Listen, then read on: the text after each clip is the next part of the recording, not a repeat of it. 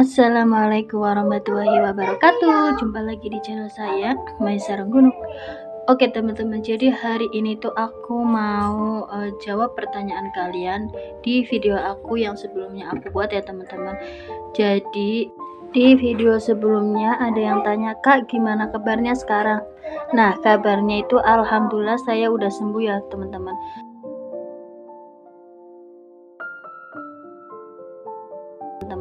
Dan jadi kemarin itu aku sempet kebuka jahitannya semuanya. Jadi gini kronologinya, aku kan kontrol kedua kali ya teman-teman, itu kan baru 10 hari.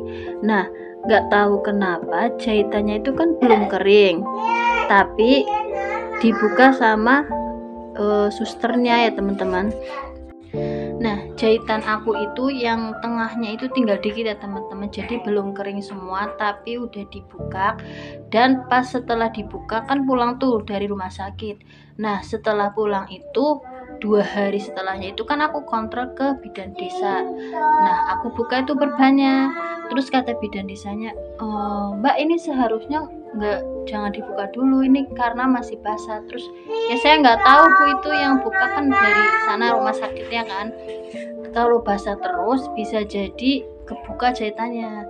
Nah, pas setelah itu aku diberi obat buat ngeringin ini lukanya teman-teman.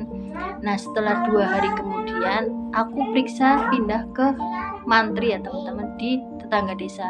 Karena kan bidannya kalau hari Jumat itu pulang ke rumahnya, jadi nggak di sini ya teman-teman.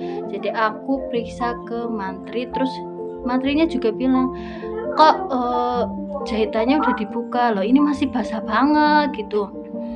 Tapi aku bilang sama mantrinya, tapi itu kan Pak nggak kebuka jahitannya. Nggak kebuka gimana, ini udah kebuka loh. Nah kayak gini ya teman-teman, jadi kalian bisa lihat ini udah kebuka.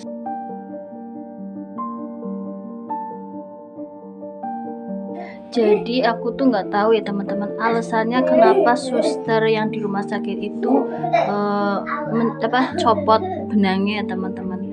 Padahal itu pas malamnya sebelum aku kontrol ke rumah sakit itu kayak netes-netes gitu loh, dari kata ibu aku ya teman-teman, dari lubang, maksudnya dari jahitan itu kayak perentul gitu, kayak gitu ya teman-teman. Ada kayak kuning terus dilapin pakai tisu kayak gitu. Padahal malamnya kayak gitu teman-teman. Paginya aku kontrol, nggak tahu kenapa itu dicopotin lah itu benangnya. Dan ya setelah dicopotin 4 harian gitu akhirnya kebuka lagi. Dan kata mantrinya bilang, kalau menurut saya jangan diperban Mbak, karena kalau diperban itu kan lembab, apalagi ini jahitannya udah kebuka semua, jadi mendingan dibuka. Jadi aku nggak pakai perban, dan kalau di rumah itu aku pakai kaos yang kayak gini teman-teman ya, yang nggak ada lengannya.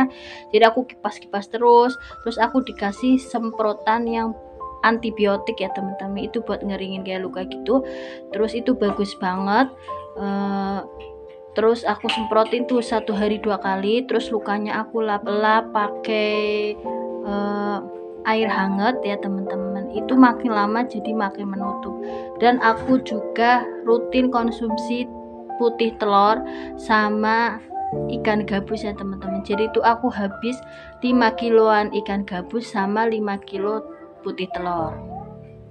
Ada yang bilang, Kak kalau haid nyeri enggak? Nah gini teman-teman, enggak, punya aku tuh kalau haid enggak nyeri ya teman-teman. Nyerinya itu kalau misalnya lagi capek, jadi misalnya badan aku lagi capek nih, jadi jalarnya ke tangan aku gitu ya teman-teman. Nah terus ada yang nanya juga ini, Kak kemarin aku habis copot selangnya kok jadi bengkak kayak gitu teman-teman. Nah ini kalau aku pribadi nggak dikasih selang ya teman-teman, jadi habis dioperasi dijahit ya udah kayak gitu aja ya teman-teman. Nah kayak gitu, buat kalian yang belum periksa ke dokter, segera periksa ke dokter ya teman-teman. Jadi kemarin ada yang komen juga, Kak anak aku ada benjolan kayak gini, ini nangis terus kayak gini teman-teman ya. Jadi jangan takut untuk periksa ke dokter. Oke teman-teman, jadi segitu dulu video dari saya teman-teman.